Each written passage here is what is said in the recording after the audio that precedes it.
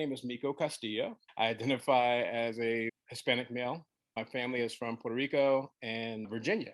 I speak English, some Spanish, Spanglish for sure. This is what looking bilingual means to me. You described yourself as Country-Rican, which blew my mind. Blew my mind. Please tell me more. Well, I say country Rican because I identify more with where my parents came from. My father is from Carolina, Puerto Rico. My mom was from Lynchburg, Virginia. So when you think of South, that's South. I mean, it's not like donkeys and stuff, but it's definitely more Southern. My home and my heart are where they're from. I just feel, I'm born and raised in New Jersey, but I just feel so much more connected to the island and also Virginia. And Um, oddly enough, depending on where I am long enough, I will start picking up certain things that, on both sides. yeah, and that's the beauty of looking bilingual, right? It's or and having that bicultural aspect to your life is that you really do adjust to wherever you are and bring out Right. that part of you. No, I love that. I mean, and I think that that's so much fun.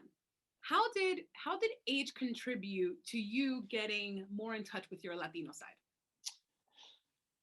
Only because I was able to travel more on my own. I go to Puerto Rico at at least once a year, but on a good year, 3 times. And I've been doing that consistently for the last 18 years, just like consecutively. Like there hasn't been a year that's gone by that I've not been to the island. So, obviously I, traveled with my abuela when I was younger, but not enough to recall having the opportunity to go as an adult and to be able to go out on my own and explore that. That's definitely been um, amazing. One thing that I find that as I interview more people, and not just of course from Puerto Rico, but also from Dominican Republic or from Mexico, um, people are telling me, "Oh, I wish I could go. I wish I had that opportunity." And that's something that I think most people hope to eventually start getting to the place where you are, where it's a part of their everyday. Right. Right. Yeah. And question, really important question: Yes. do you clap when you land? Yes, absolutely. Absolutamente, clave. Hey, you did it. So interesting. And I think part of this season has been really interesting seeing what every person says and how different it is and what overlaps. What makes you feel more Black? What makes you feel more Rican? And how do those work together inside of you? Wow. Because I had more exposure to my mom's family Hmm. growing up, um, culturally and this is a conversation I had with a friend of mine, because I think that sometimes I tended to shy away from the term African American because I don't know enough about quote unquote my African roots in regards to being a Black man. Hmm. I know Southern traits that I've, Southern cooking when you think fried chicken, macaroni and cheese, pan, like, that those are all things that I've gotten from my mom's side and things that I've ever, always looked forward to and things like that. Um, and definitely, I guess, just the feel of the island. Like I said, I don't know how to explain it. Like it's once I once when I went for the first time on my own by myself, it was like, you know, I don't know how to describe it. It was just the life of Yeah. it, and I guess that's what I connected to. So I And you think felt at home. You felt like it yes, was the most natural thing to you. absolutely. I think those two things, and like I was saying to you before, it's like, you know, the Black upbringing I have from my mom and my aunts, my uncles, which was rich in a lot of things and love and music. I come from a family of musicians and singers, Mm. so on my mom's side. So that was unlike anything else I've ever experienced. And then, like I said, the Latin side, being able to, I learned how to swim there. I rode my first jet ski on the island. I rode my first horse.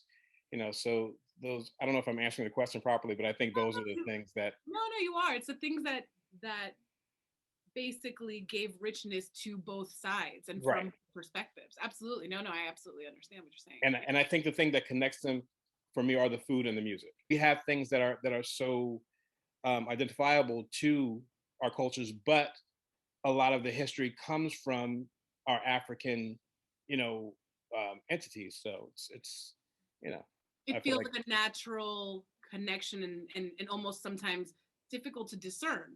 Because exactly oh, where does it stop? Where does it end? You can maybe identify things that you experience solely with with your mother's family, for example. right, But ultimately, yes, Puerto Rican, we have those roots, and there are a lot of things that come from um, Africa and come from um, right, that joining of cultures. yeah. To put it in a very nice way, but yes. Yes. Thank you.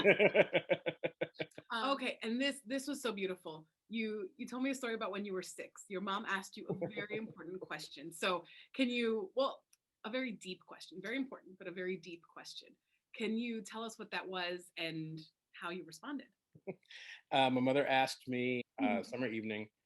Uh, I mean, I remember it perfectly because it was kind of like sun had set, but it was still kind of light outside and all that stuff. And my mother asked me if I could pick an ethnicity or a race, or I guess, or what have you, what would it be and why? I think I realized more so as I got older how much she must have thought of me to ask me some, you know, such a question at that age. Um, and my response to her was, I was quite happy with, you know, who I am and what makes me me, and I wouldn't change it for the world. You know, I think that when we're ethnic people, because life is so much different for us, which it shouldn't be, than our white counterparts per se.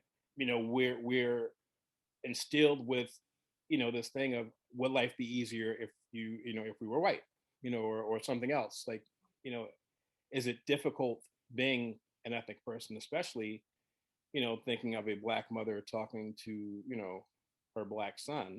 You know, not to say that Puerto Ricans were any much more accepted. We have to be prepared to have such a harder life, Yeah. I guess, as an ethnic person. And I think that's the reason why she asked me that, just to see where my head was, and I guess to make sure I was, you know, headed on the right track. And clearly they did a, you know, I'd like to say they did a decent job. I don't know. I kind of feel like that's patting myself on the back, but you know, No, I had the and greatest. you can and you should. Absolutely. No, you should. Absolutely. I mean, there's no reason to pretend that you're not amazing or not, aware enough. And I think that she also was probably thinking, I'm gonna get a direct answer from a 6-year-old, right? So Right, right, right. When I should have been like, "Hey, can I watch cartoons?" Like, why are you asking? What are you talking about? What, you know? And you know, and even then, I just didn't find it strange. It's weird. I mean, my mom and I was, you know, love my dad too. Don't get me wrong, but I was a mama's boy. My mother and I were extremely close. yeah, Um, and you know, I'm honored that she thought that much of me to yeah. ask me. What's on your personal cultural wish list? I I would like to refamiliarize myself with my language better.